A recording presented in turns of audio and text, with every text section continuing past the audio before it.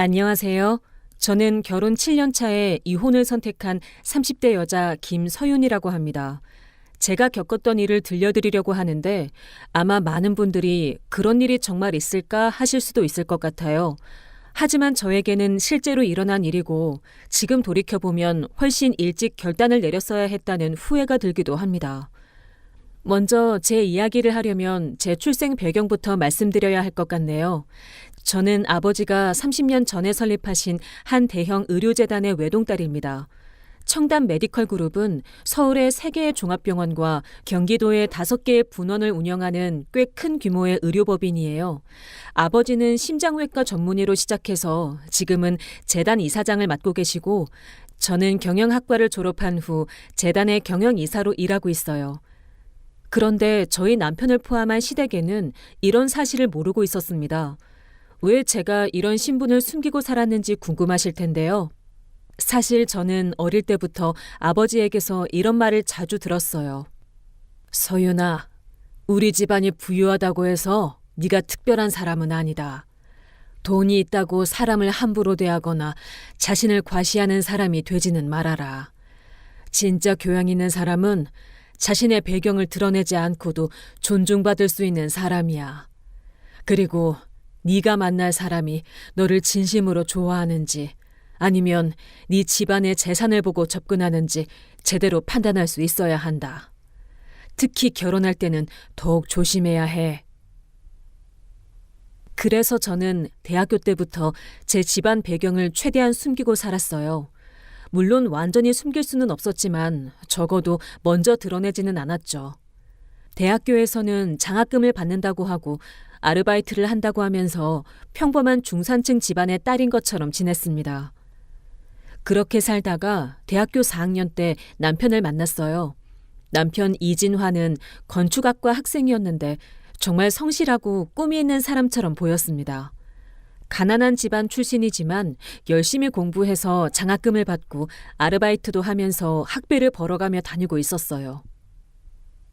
나는 나중에 꼭 성공해서 사람들이 편안하게 살 수 있는 공간을 만드는 건축가가 되고 싶어. 아니면 인테리어 디자인 쪽에서 성공하고 싶다고.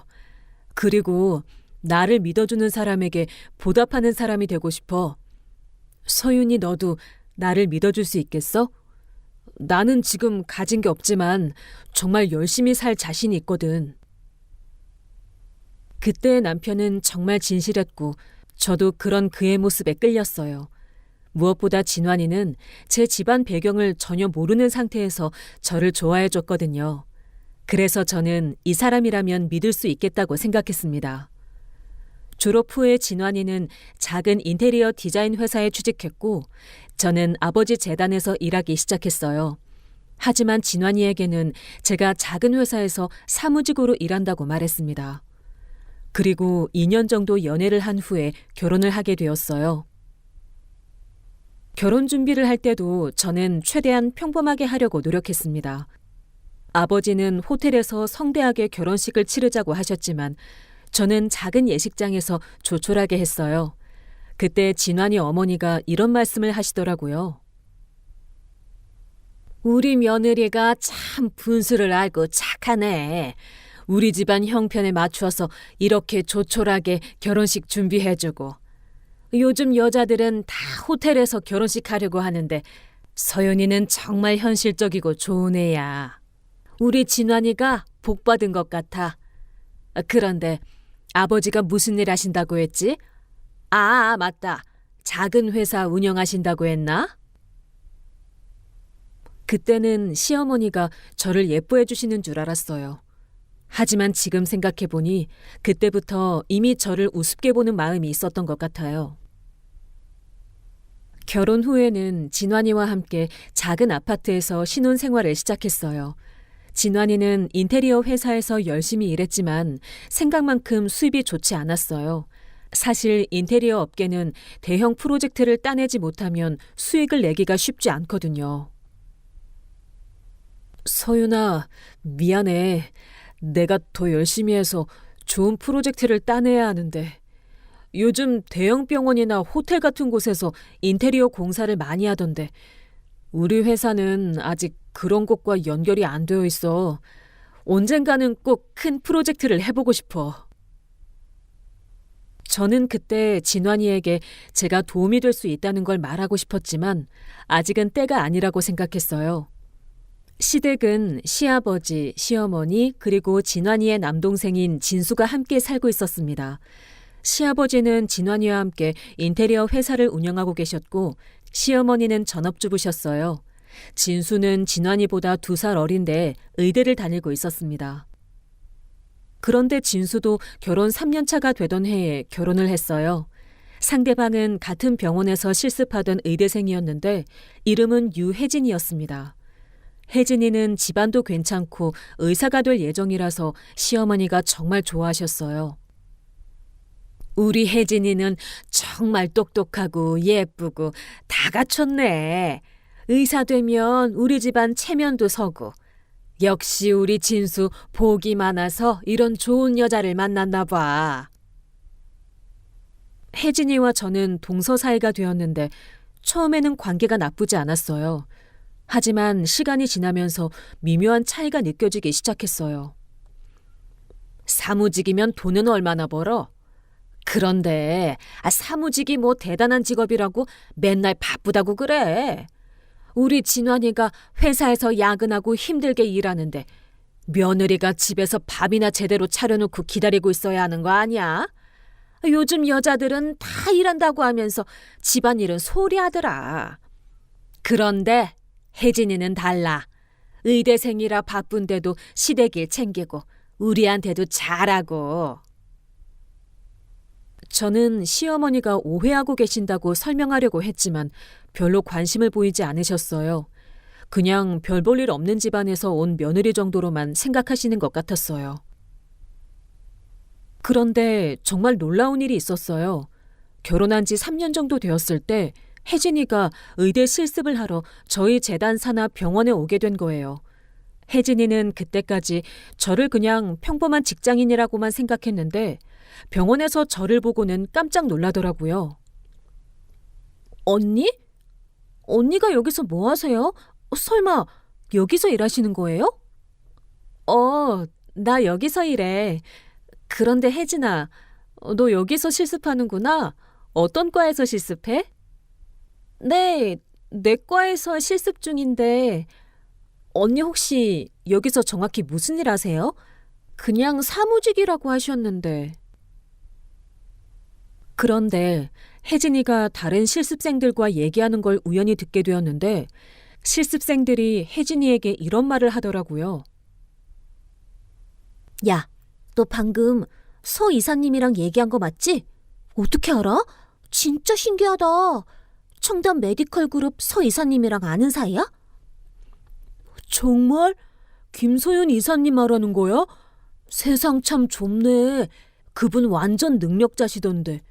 이 재단 이사 중에서도 제일 젊고 유능하다고 소문났잖아.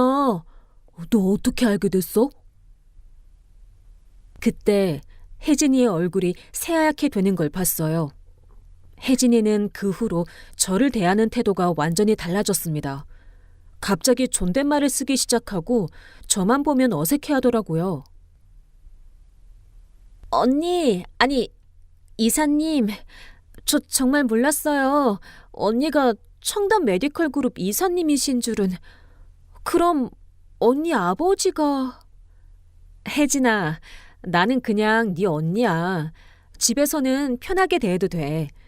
그리고 이 일은 가족들한테 말하지 않았으면 좋겠어. 나는 집에서만큼은 그냥 평범한 며느리로 지내고 싶거든. 특히 시어머니께는 절대 말하면 안 돼. 네, 알겠습니다. 그런데 서방님은 아세요? 이렇게 큰 재단 이사님이신데. 진환이는 몰라. 나는 병원에서 사무직 한다고 했어. 내가 언젠가 적당한 때가 되면 말할 거야. 왜요? 이렇게 좋은 직업을 가지고 계시는데. 그리고 저희 시어머니가 언니를 좀...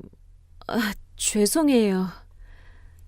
나는 사람들이 나를 있는 그대로 봐줬으면 해서 내 직업이나 집안 배경 때문이 아니라 말이야.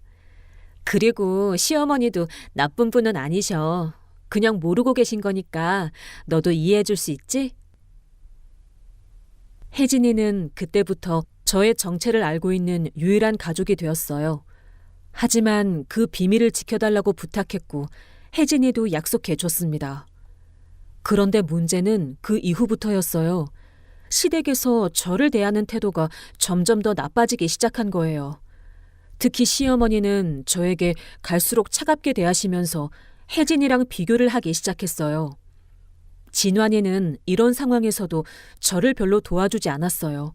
오히려 어머니 편을 드는 경우가 많았습니다. 서윤아, 어머니가 나이가 있으시니까 좀 이해해줘. 그리고 우리가 어머니한테 효도하는 게 맞잖아.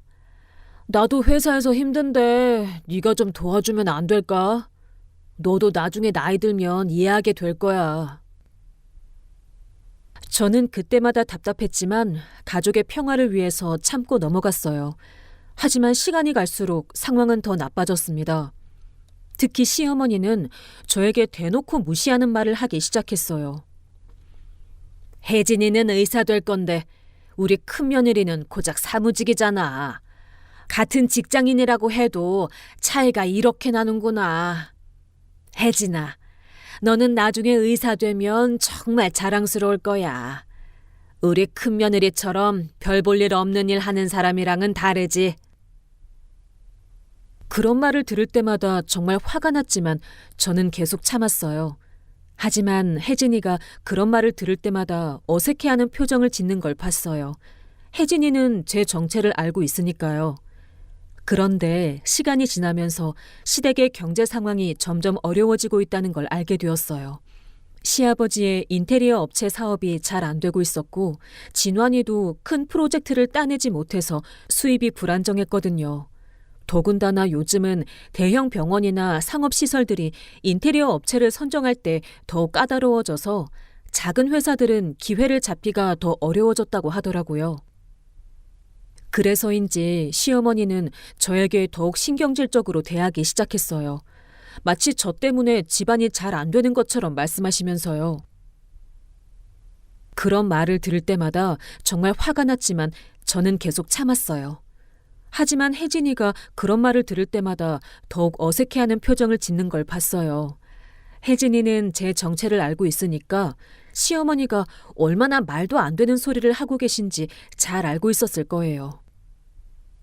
한 번은 혜진이가 저에게 조심스럽게 이런 말을 하더라고요. 언니, 정말 죄송해요. 시어머니가 모르고 계셔서 그런 말씀을 하시는 건데 제가 대신 사과드릴게요. 그런데 언니 병원에서 인테리어 공사 하시는 일 있으면 혹시 저희 형님 회사에... 혜진아, 그런 말 하지 마. 나는 아직 내 정체를 말할 때가 아니라고 생각해. 그리고 나는 일과 개인적인 관계를 섞고 싶지 않아. 그런 식으로 도움을 주면 그게 진짜 도움이 될까? 진환이가 자기 실력으로 성공했을 때 더 의미가 있을 거야. 네, 알겠습니다. 그런데 시어머니가 계속 그런 식으로 말씀하시니까 제가 듣기에도 너무 죄송해서요. 사실 저도 점점 한계가 오고 있었어요. 시어머니의 무시와 모욕은 날이 갈수록 심해졌거든요. 그리고 남편은 여전히 저를 제대로 보호해주지 않았어요. 그렇게 시간이 흘러 결혼 6년 차가 되던 해 추석 때였어요. 평소보다 일찍 시댁에 갔는데 그날따라 시어머니의 기분이 특히 좋지 않으셨나 봅니다. 사실 그 전에도 몇 가지 징조가 있었어요. 시댁이 하는 인테리어 회사가 몇 달째 큰 프로젝트를 따내지 못해서 경제적으로 어려운 상황이었거든요. 요즘 인테리어 시장이 정말 안 좋아. 대형 업체들이 다 가져가니까 우리 같은 작은 회사는 설 자리가 없어. 그런데 사무실 임대료는 또 올리겠다고 하고 이러다가 정말 문 닫아야 할지도 모르겠다. 그러게 말이야. 우리 진환이라도 큰 프로젝트 하나 따오면 좋을 텐데. 다른 집 아들들은 다 잘 되던데 우리 집만 이래. 큰며느리라도 친정에서 좀 도움이 되면 좋을 텐데 말이야. 혜진이는 그래도 의사 되면 우리 집안에 도움이 많이 될 것 같은데. 그런 상황에서 시어머니는 저에게 더욱 까칠하게 대하기 시작했어요. 특히 제가 명절 때 드리는 용돈이 적다고 계속 불만을 표시하셨어요. 다른 집 큰며느리들 보면 명절 때 최소 100만 원씩은 주던데 너는 고작 50만 원이니? 요즘 물가가 얼만데. 그리고 또 회사에서 일한다면서 돈을 그렇게밖에 못 벌어? 진환이는 인테리어 디자이너라는 그럴듯한 직업을 가졌는데 와이프가 이 정도면 좀 그렇지 않니? 혜진이는 그래도 집안이 넉넉해서 용돈도 더 많이 주던데. 저는 그런 말을 들을 때마다 정말 억울했어요. 사실 제가 드리는 용돈도 제 표면적인 월급에 비하면 적지 않은 금액이었거든요. 하지만 제 진짜 수입을 말할 수는 없으니까 그냥 참을 수밖에 없었어요. 그런데 그 추석 전날 시어머니가 갑자기 저에게 전화를 하셨어요. 서윤아, 내일 올 때 차례상 준비 도와줘야 하니까 일찍 와. 그리고 설거지랑 뒷정리는 당연히 네가 해야 하는 거 알지? 혜진이는 의대생이라 바쁘고 나는 나이가 있으니까 네가 해야 하는 일이야. 네, 알겠습니다, 어머님. 그리고 이번에는 좀 더 정성스럽게 준비해줘. 요즘 우리 집 형편이 어려운 거 너도 알잖아. 큰며느리라도 좀 도움이 되어야 하는 거 아니야? 친정에서 뭔가 보태줄 건 없고? 혜진이네는 그래도 의사 집안이라 우리한테 여러 가지로 도움을 주려고 하던데. 어머님, 저희 아버지 회사도 요즘 어려워서. 어려우면 얼마나 어려워. 그래도 우리보다야 낫겠지. 좀 더 신경 써달라고 해봐. 아니면 네가 회사에서 좀 더 열심히 일해서 돈을 더 벌든가. 혜진이는 의사 되면 돈도 많이 벌고 우리한테 효도도 잘할 텐데. 그렇게 전화를 끊고 나서 정말 기분이 안 좋았어요. 하지만 어쩔 수 없이 다음날 아침 일찍 시댁에 갔습니다. 서윤아, 어서 와. 야채 다듬는 것부터 시작해. 그리고 오늘은 설거지가 좀 많을 것 같으니까 각오해. 혜진이는 의대 공부 때문에 바빠서 오늘 좀 늦게 올 거거든. 그러니까 네가 다 해야 해. 저는 묵묵히 일을 시작했어요. 차례상 준비부터 시작해서 음식 만들기, 상 차리기까지 거의 혼자 다 했습니다. 진환이는 아버지와 함께 성묘를 다녀온다고 나가버렸고 진수는 병원에서 당직이라고 하면서 오지도 않았어요. 그런데 오후에 혜진이가 왔을 때 시어머니의 태도가 완전히 달라지더라고요. 아이고, 우리 혜진이 왔네. 바쁠 텐데 와줘서 고마워. 앉아있어. 피곤하겠다. 서윤아, 혜진이 차 좀 끓여줘. 어머님, 제가 할게요. 언니가 하루 종일 일하셨는데. 안 돼, 안 돼. 넌 의대생이라 손이 중요하잖아. 그리고 공부하느라 피곤할 텐데 서윤이가 하면 돼. 그런 모습을 보면서 정말 기가 막혔어요. 똑같이 며느리인데 이렇게 차별을 하시는 거예요. 점심을 먹고 나서 설거지를 하는데 정말 양이 어마어마했어요. 그런데 시어머니는 저 혼자 다 하라고 하시는 거예요. 혜진이가 도우려고 했지만 시어머니는 극구 반대를 하셨어요. 정말 어이가 없었지만 그냥 참고 혼자 설거지를 시작했어요. 그런데 1시간 넘게 서서 설거지를 하고 있는데 시어머니가 또 저를 부르시더라고요.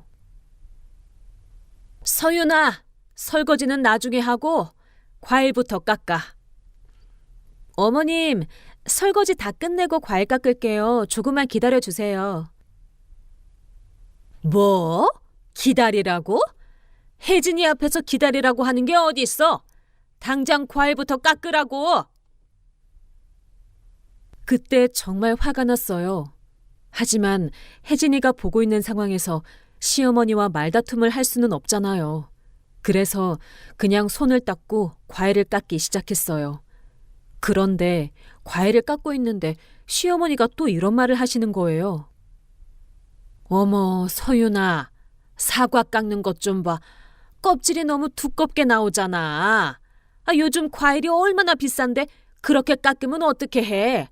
다시 깎아. 혜진이 봐. 과일 깎는 것도 예술이야. 역시 손재주가 달라. 혜진이는 그런 말을 듣고 정말 난처한 표정을 지었어요. 제 정체를 알고 있으니까 시어머니가 얼마나 말도 안 되는 소리를 하고 계신지 잘 알고 있었을 거거든요. 저녁 시간이 되어서 진환이와 시아버지가 돌아왔는데 시어머니는 또 이런 말을 하시더라고요. 여보, 혜진이 봐. 의대생인데도 시댁에 와서 예의도 잘 차리고 역시 교육을 잘 받은 집안 딸이야. 소윤이랑은 차이가 나지 않아? 혜진이는 나중에 의사 되면 우리 집안 체면도 세워주고 경제적으로도 도움이 될 텐데. 어머니, 소윤이도 열심히 하는데 그런 말씀. 열심히 한다고? 사무직이 뭐가 열심한 거야? 혜진이는 의사 되려고 얼마나 힘들게 공부하는데.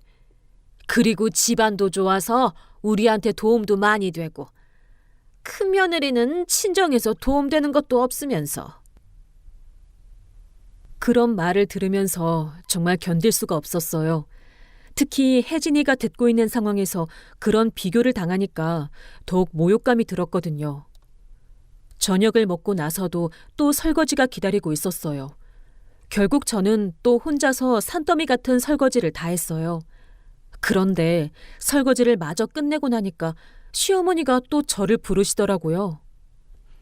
서윤아, 바닥 청소도 좀 해. 사람들이 많이 와서 더러워졌네. 혜진이는 이제 집에 가야 하니까 배웅도 해줘. 정말 끝이 없더라고요. 그런데 그때 혜진이가 저에게 조용히 다가와서 이렇게 말하더라고요. 언니, 정말 죄송해요. 제가 뭐라도 도와드릴게요. 괜찮아, 혜진아. 너는 집에 가서 쉬어. 언니, 이렇게 하시면 안 돼요. 어머니가 너무 심하게 하시는 것 같은데. 그때 혜진이의 표정을 보니까 정말 미안해하고 있는 것 같았어요. 하지만 혜진이도 어쩔 수 없는 상황이었죠. 그날 집에 돌아와서 진환이와 이야기를 했어요. 진환아, 오늘 어머님이 너무 심하셨어. 나도 사람인데 그렇게 대하시면 기분이 나빠. 특히 혜진이랑 비교하면서 그렇게 말씀하시는 건 정말 모욕적이야. 서윤아, 미안해. 어머니가 요즘 스트레스가 많으셔서 그래. 아버지 사업도 안 되고 우리 집 형편도 어렵고 좀 이해해줘. 나도 이해하려고 노력해. 하지만 이해도 한계가 있어. 특히 혜진이 앞에서 나를 그렇게 무시하는 건 정말 기분 나빠. 그건 어머니가 잘못하셨어. 내가 다음에 말씀드릴게. 다음에 말씀드린다고 해서 달라질까? 진환아, 너는 맨날 다음에 말씀드리겠다고 하면서 실제로는 아무것도 안 해. 그게 아니라 뭐. 나는 지난 몇 년 동안 계속 참았어. 하지만 이제는 정말 한계야. 특히 혜진이 앞에서 그렇게 비교당하는 건 정말 견딜 수 없어. 그런데 진환이의 반응이 저를 더욱 실망시켰어요. 서윤아, 그럼 어떻게 하자는 거야? 지금 우리 집 형편이 어려운 거 너도 알잖아. 이럴 때일수록 가족이 뭉쳐야 하는 거 아니야? 혜진이는 의대생이니까 어머니가 더 챙겨주시는 것도 이해할 만하고. 가족이 뭉친다는 게 나만 희생하라는 뜻이야? 그리고 의대생이라고 해서 나를 그렇게 무시해도 되는 거야? 무시라니! 그냥 조금만 더 참아줘. 내가 큰 프로젝트 하나만 따오면 상황이 좋아질 거야. 그럼 어머니 기분도 좋아지실 거고. 그 말을 듣고 정말 허탈했어요. 진환이는 여전히 상황을 제대로 파악하지 못하고 있었거든요. 그 후로 시어머니의 태도는 더욱 심해졌어요. 마치 제가 시댁의 경제적 어려움에 대한 책임이 있는 것처럼 말씀하시기 시작했어요. 다른 집 큰며느리들은 친정에서 도움도 받고 자기도 돈 벌어서 시댁의 보탬이 되는데 우리 큰며느리는 정말 진환이는 인테리어 일하는데 도움될 만한 커넥션도 없고 돈도 별로 안 벌어오고 이럴 거면 결혼을 왜 했나 싶어. 혜진이는 그래도 의사 되면 우리 집안에 큰 도움이 될 텐데. 그런데 그런 상황이 계속되다 보니까 혜진이도 점점 스트레스를 받는 것 같았어요. 시어머니가 저를 무시하는 말을 할 때마다 혜진이는 정말 어색해했거든요. 한 번은 혜진이가 저에게 조심스럽게 이런 말을 하더라고요. 언니, 정말 죄송해요. 제가 어머니께 좀 말씀드려 볼까요? 너무 심한 것 같아서. 그리고 언니가 얼마나 대단한 분인지 제가 아는데 이렇게 하시면 정말 안 되는 것 같아요. 혜진아, 괜찮아. 네가 나서면 오히려 더 복잡해질 수도 있어. 그냥 조금만 더 참아볼게. 그런데 이렇게 계속 가면 안 될 것 같은데. 시어머니가 모르고 계셔서 그러시는 거잖아요. 언니가 얼마나 대단한 분인지. 하지만 아직은 때가 아니야. 내가 적절한 시점에 말할게. 하지만 정말로 그 적절한 시점이 곧 찾아오게 됩니다. 그 운명의 날은 결혼 7년 차가 되던 해 설날 아침이었어요. 평소와 다를 것 없이 시댁에 일찍 도착해서 명절 준비를 도와드리고 있었습니다. 그런데 평소와는 분위기가 사뭇 달랐어요. 사실 그 전날 밤에 진환이로부터 안 좋은 소식을 들었거든요. 서윤아, 미안한 말인데 우리 회사가 정말 어려워졌어. 큰 프로젝트 몇 개가 연달아 취소되면서 직원들 월급도 밀리고 있는 상황이야. 아버지 회사도 마찬가지고 정말 어떻게 해야 할지 모르겠어. 혹시 네 아버지 회사에서 작은 일이라도 맡겨줄 수 있을까? 정말 급해서 그래. 아니면 네가 아는 곳 중에 인테리어 공사할 곳이 있으면. 그 대화를 하면서 정말 복잡한 심경이었어요. 사실 제 말 한마디면 시댁의 모든 경제적 문제를 해결해 줄 수 있는데 아직 때가 아니라고 생각하고 있었거든요. 그런 상황에서 설날 아침 시댁에 갔는데 시어머니부터 시작해서 분위기가 정말 안 좋았어요. 서윤아, 어서 와. 오늘은 일이 많으니까 각오 단단히 해. 차례상 준비부터 시작해서 설거지까지 다 네가 해야 해. 혜진이는 오늘 병원 당직이라 못 온다고 하더라. 네, 어머님. 그렇게 말씀하시면서 아침부터 저를 부려먹기 시작하셨어요. 차례상 준비, 음식 만들기, 집안 정리까지 거의 모든 걸 혼자 했습니다. 점심때가 되자 친척들이 하나둘씩 오기 시작했어요. 그런데 시어머니가 친척들에게 저를 소개하는 방식이 정말 기가 막혔어요. 우리 큰며느리는 회사에서 사무 보는 일 하는데 참 성실해. 우리 진환이가 인테리어 디자이너라서 좀 바쁘거든. 그래서 큰며느리가 집안일을 많이 맡아서 해주고 있어. 둘째 며느리는 의대생이라 오늘 병원 일이 있어서 못 왔는데 그 애는 정말 똑똑하고 장래가 밝아. 친척분들도 그런 소개를 듣고 저를 보는 눈빛이 묘했어요. 아, 그래? 사무직이면 월급이 어느 정도 나와? 요즘 사무직도 경쟁이 치열하던데 둘째 며느리가 의사 되면 정말 좋겠네. 그런 말들을 들으면서 점점 기분이 나빠졌지만 친척들 앞에서는 어쩔 수 없이 웃으면서 넘어갔어요.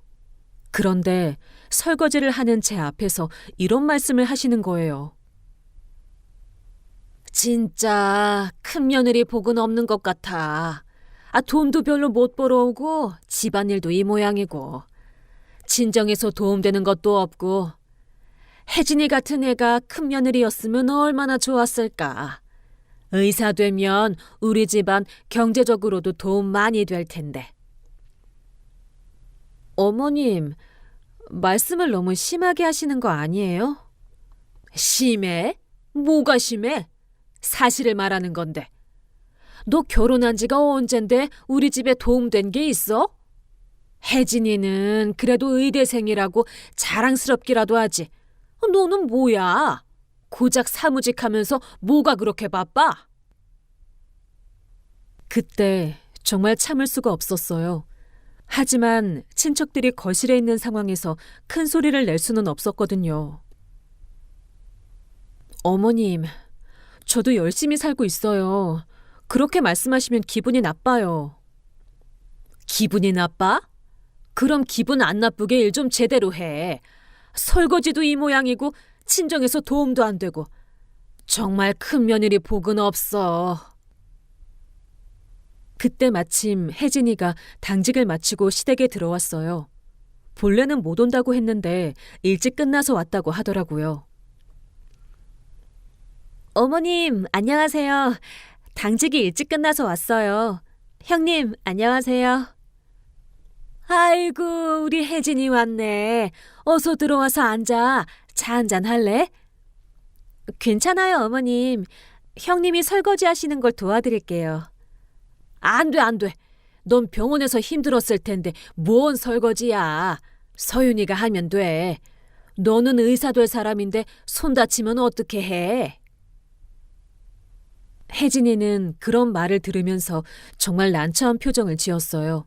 그리고 저를 향해 미안하다는 눈빛을 보내더라고요. 그래서 저는 이제까지 설거지하느라 너무 허리고 손목이고 몸이 아파서 조금만 도와달라고 했습니다. 그런데 혜진이가 설거지를 시작하자마자 시어머니가 주방에 오셔서 이렇게 말씀하셨어요. 아니, 얘한테 설거지를 시켜?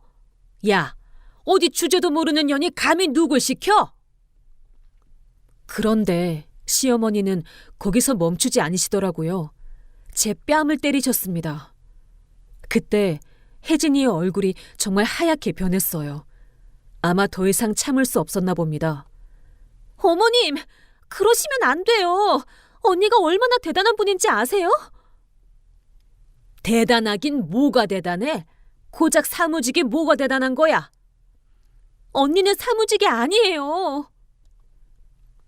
그때 부엌이 순간 조용해졌어요.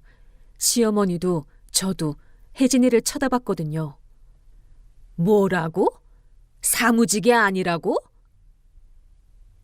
혜진이는 이미 말이 나온 상황에서 당황하면서도 계속 말을 이어갔어요. 언니는 청담 메디컬 그룹 이사님이에요. 뭐라고? 청담 메디컬 그룹? 그게 뭐야? 서울에서 제일 큰 병원 재단 중 하나예요. 언니 아버님이 이사장이시고 언니가 경영 이사세요. 제가 병원에서 실습할 때 알게 됐어요. 언니는 정말 대단한 분이라고요. 그 순간 시어머니의 표정이 완전히 바뀌었어요.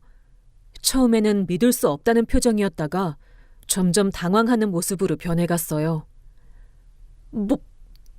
뭐라고? 그게 정말이야? 서윤아, 정말이야? 저는 그 순간 정말 복잡한 심정이었어요. 이렇게 밝혀질 줄은 몰랐거든요. 어머님, 대답해. 정말이냐고? 네, 맞아요. 그 말을 듣자마자 시어머니의 얼굴이 새파래졌어요. 그리고 갑자기 다리에 힘이 풀린 것처럼 주저앉으시더라고요. 세상에, 그럼 청담 메디컬 그룹이 그 유명한... 네, 맞아요. 언니가 바로 그 재단의 이사님이세요. 제가 병원에서 실습할 때 다른 의대생들이 모두 아는 분이었어요. 시어머니는 한동안 말도 못하고 있다가 갑자기 제 앞에서 주저앉으시더라고요. 서윤아, 아니, 이사님, 제가 정말 죄송합니다. 몰라서 그랬어요. 정말 몰라서. 어머님, 일어나세요. 아니야. 난 정말 큰일 났어. 어떻게 해. 청담 메디컬 그룹 이사님한테 내가 그런 식으로. 아우, 우리 진환이 인테리어 일도. 아유, 정말 어떡하지? 그때 거실에서 소음을 들었는지 진환이와 시아버지 그리고 친척들까지 부엌으로 몰려왔어요. 여보, 무슨 일이야? 어머니는 왜 이렇게... 진환아, 큰일 났다. 소윤이가 청담 메디컬 그룹 이사래. 뭐라고요? 청담 메디컬 그룹? 그 유명한 병원 재단 말이야? 네, 맞아요. 언니 아버님이 병원장이시고 언니가 경영 이사세요. 그 말을 들은 진환이의 얼굴도 하얗게 변했어요. 소윤아, 그게 정말이야? 너가 정말 청담 메디컬 그룹 이사라고? 맞아. 친척들도 모두 충격에 빠진 표정이었어요. 세상에, 청담 메디컬 그룹이면 엄청난 곳이잖아.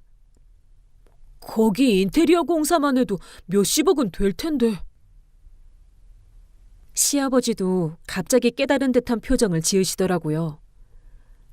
그럼 우리가 그동안 찾던 대형 병원 프로젝트가 바로 우리 며느리 병원이었다는 얘기야? 아버님, 어떻게 이런 일이? 내가 그동안 이사님한테 설거지까지 시키고. 그때 시어머니가 갑자기 울기 시작하셨어요. 이사님, 정말 죄송합니다. 제가 정말 몰라서 그랬어요. 제발 용서해 주세요. 우리 진환이한테 일거리도 좀, 우리 회사가 정말 어려워서. 저는 그 모든 상황을 보면서 정말 복잡한 감정이 들었어요. 그동안 참고 견뎠던 모든 모욕과 무시가 한꺼번에 떠올랐거든요. 어머님, 일어나세요. 아니에요. 저는 정말 큰 죄를 지었어요.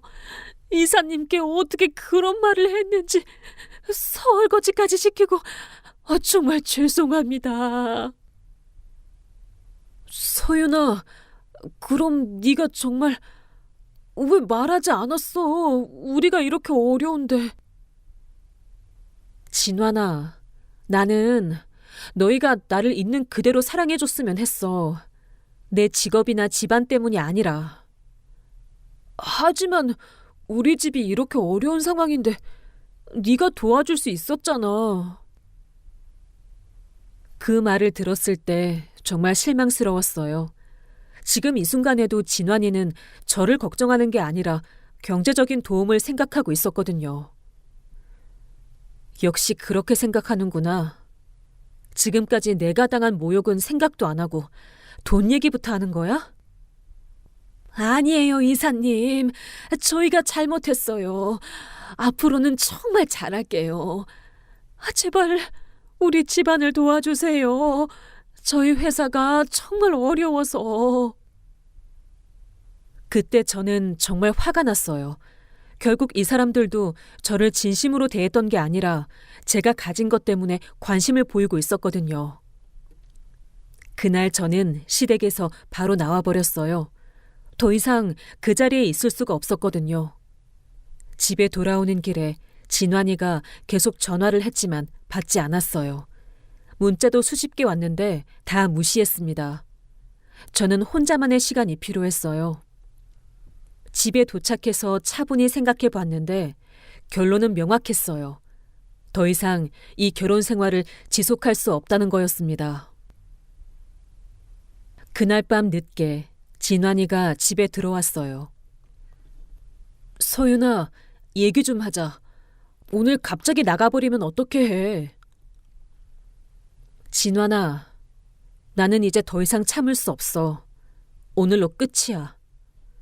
뭐가 끝이야? 우리 부모님이 몰라서 그런 거였고, 이제는 다 알게 됐잖아. 앞으로는 달라질 거야. 달라질 거라고? 진환아, 너는 정말 아무것도 모르는구나. 문제는 네 부모님이 아니라 너야. 나? 내가 뭘 잘못했는데? 지난 7년 동안 네가 나를 한 번이라도 제대로 지켜준 적이 있어? 어머님이 나를 무시하고 모욕할 때 네가 한 번이라도 내 편을 들어준 적 있어? 너는 맨날 어머니가 나이가 있으시니까 이해해달라, 조금만 더 참아달라는 말만 했잖아. 그건 어머니와 마찰을 피하려고. 마찰을 피하려고? 그럼 나는 뭐야? 나는 마찰이 생겨도 상관없는 거야? 나는 네 아내야, 진환아. 네가 지켜줘야 할 사람이었어. 진환이는 할 말이 없었나 봐요. 한동안 말이 없더니 이렇게 말하더라고요. 서윤아, 그럼 이제라도 잘하면 안 될까? 네가 청담 메디컬 그룹 이사라는 것도 알게 됐고 앞으로는 정말 달라질 거야. 우리 회사도 도와줄 수 있고. 그 말을 듣는 순간 정말 실망스러웠어요. 역시 그거구나. 결국 너도 내 돈과 지위가 필요한 거였어. 나라는 사람이 아니라. 그게 아니야. 하지만 우리 집이 정말 어려운 상황이잖아. 네가 도와줄 수 있으면. 진환아, 나는 네가 나를 진심으로 사랑했다고 생각했어. 내 배경을 모르는 상태에서 만나서 결혼했으니까. 하지만 지금 네 모습을 보니까 결국 너도 다른 사람들과 똑같구나. 서윤아, 오해하지 마. 나는 정말 너를 사랑해. 사랑한다고? 그럼 왜 지금까지 나를 지켜주지 않았어? 왜 내가 모욕당하는 걸 방관했어? 그게 사랑이야? 그때 진환이가 갑자기 화를 내더라고요. 야, 그럼 네가 처음부터 솔직하게 말했으면 됐잖아. 왜 숨겼어? 우리 집이 이렇게 어려운데 도와줄 수 있으면서 왜 가만히 있었어? 그 말을 듣고 정말 어이가 없었어요. 내가 왜 숨겼는지 모르겠어? 바로 이런 반응 때문이야. 결국 너희들은 모두 내 돈과 지위만 보는 거잖아. 나라는 사람은 관심도 없으면서. 그런 게 아니라면 왜 지금 첫 번째로 하는 말이 회사 도와달라는 얘기야? 내가 그동안 받은 상처에 대한 사과는 한마디도 없으면서? 진환이는 더 이상 할 말이 없었나 봅니다. 그리고 저도 더 이상 대화할 의미가 없다고 생각했어요. 진환아, 내일 변호사 만나서 이혼 절차 진행할 거야. 뭐? 이혼? 갑자기 이혼이 뭔 소리야? 갑자기가 아니야. 지난 7년 동안 계속 생각해왔던 거야. 오늘 일이 마지막 계기가 된 거고. 서윤아, 제발 한 번만 더 기회를 줘. 정말 달라질게. 기회는 이미 7년 동안 충분히 줬어. 그런데 너는 한 번도 날 위해 행동하지 않았잖아. 그 후로 며칠 동안 진환이와 시댁에서 연락이 계속 왔어요. 하지만 저는 모두 무시했습니다. 대신 바로 변호사를 만나서 이혼 절차를 시작했어요. 일주일 후에 혜진이가 저에게 연락을 했어요. 언니, 안녕하세요. 그날 일로 정말 죄송했어요. 제가 갑자기 말해버려서.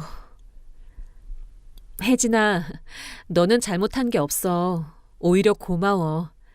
네가 말해주지 않았다면 계속 참고 살았을지도 몰라.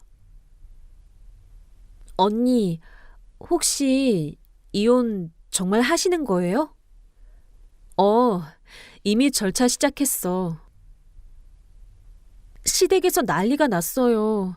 시어머님이 매일 울고 계시고 시아버지도 어떻게 하면 언니 마음을 돌릴 수 있을지 계속 고민하고 계세요. 그런데 정작 진환이는 뭐 하고 있어?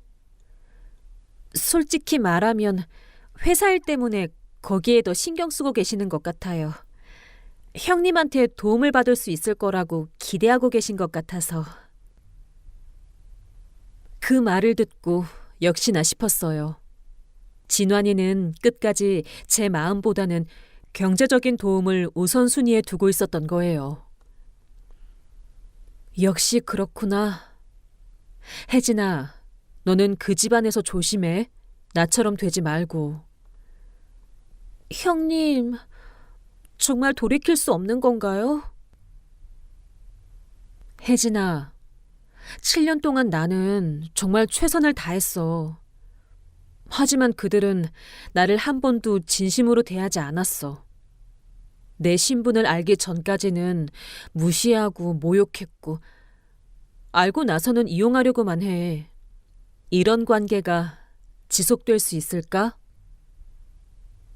네, 형님 말씀이 맞아요. 저도 그동안 보면서 정말 마음이 아팠어요. 2주 후에 시어머니가 직접 저를 찾아왔어요.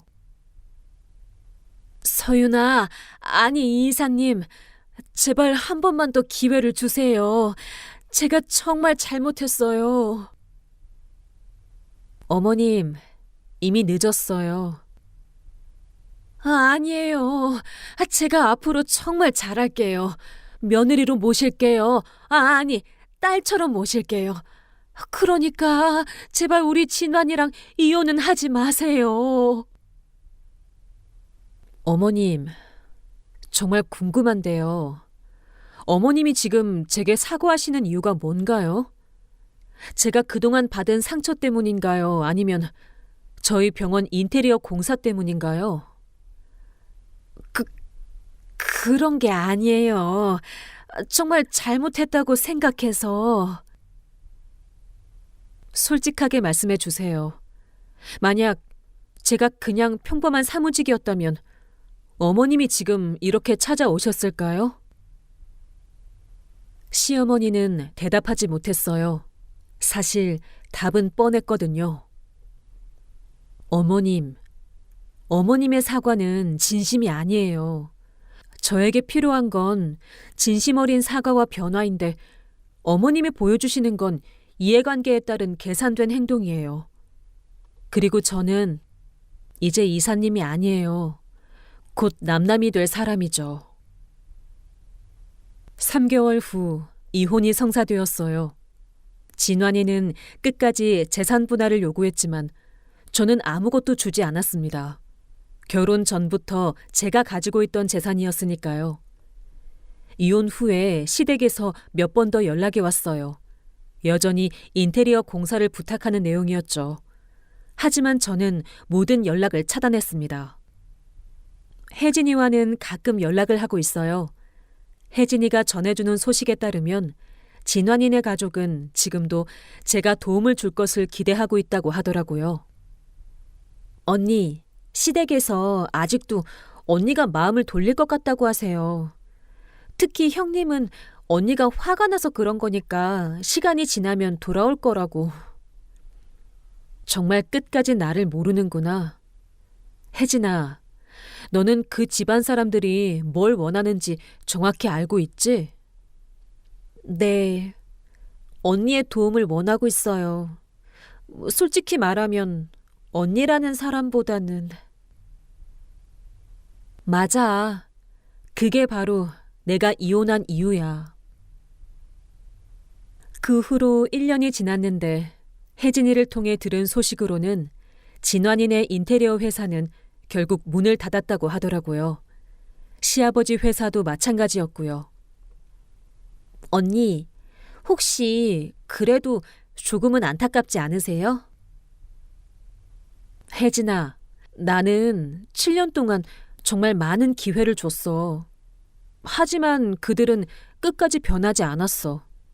이제 와서 안타까워할 필요는 없을 것 같아. 지금 저는 정말 행복하게 살고 있어요. 제 정체를 숨기지 않고 저를 있는 그대로 받아주는 사람들과 함께 지내고 있습니다.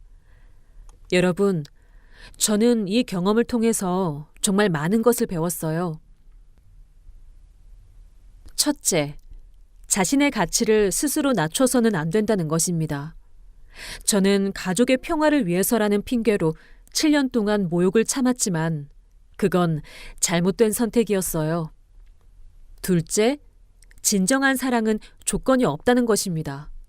진환이와 시댁 가족들은 제 신분을 알기 전과 후의 태도가 완전히 달랐어요. 그건 진정한 사랑이 아니었던 거죠. 셋째, 변화는 스스로 원할 때만 가능하다는 것입니다. 아무리 기회를 줘도 상대방이 변할 의지가 없으면 소용없어요. 지금 저는 제 정체성을 당당하게 드러내고 살고 있습니다. 그리고 저를 진심으로 존중해주는 사람들과 함께 행복한 시간을 보내고 있어요. 혹시 비슷한 상황에 있으신 분들이 계시다면 제 이야기가 조금이나마 도움이 되었으면 좋겠어요. 자신의 가치를 알고 당당하게 살아가세요. 그리고 진정으로 여러분을 존중해주는 사람들과 함께 하시길 바라요. 마지막으로 혜진이 같은 가족이 있어서 정말 다행이었어요. 혜진이가 아니었다면 저는 아직도 그 굴레에서 벗어나지 못했을지도 몰라요. 언니, 그날 제가 참지 못하고 말해버려서 오히려 잘 된 것 같아요. 언니가 행복해 보여서 저도 기뻐요. 정말 고마워, 혜진아. 너 덕분에 새로운 인생을 시작할 수 있었어. 지금도 가끔 진환이네 가족들이 제게 연락을 시도하곤 해요. 하지만 저는 모든 연락을 차단하고 있습니다. 이미 지나간 일이고 저에게는 더 밝은 미래가 기다리고 있거든요. 여러분도 혹시 저와 비슷한 상황에 계시다면 용기를 내서 새로운 선택을 하시길 바라요. 인생은 한 번뿐이니까요. 지금까지 제 이야기 들어주셔서 감사합니다.